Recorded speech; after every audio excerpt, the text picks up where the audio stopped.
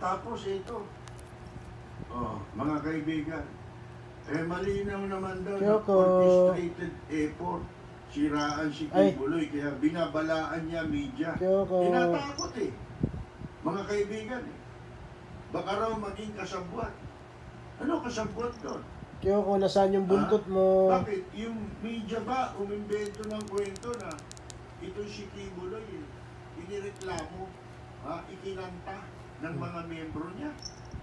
Wala namang gano'n Yung media, nasaan yung buntot mo, Kyoko? Official yun Lalaro, Official na wanted na siya dahil may warrant. Kinakalmot mo naman ako Well, unofficial yung warrant of arrest. Labang kay Kibuloy. Bait. Ay! Yun, pwede mo sabihin, nakikipagsabuatan sa conspiracy tuning, kinukwento mo, yung media.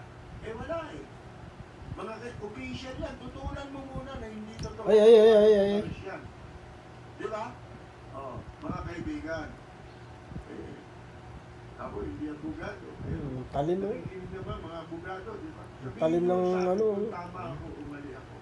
Yung ba sa hukuma, pwede niyang gamitin yung depensa? Para hindi... Uy, Kyoko. Ay, don't hit my charger.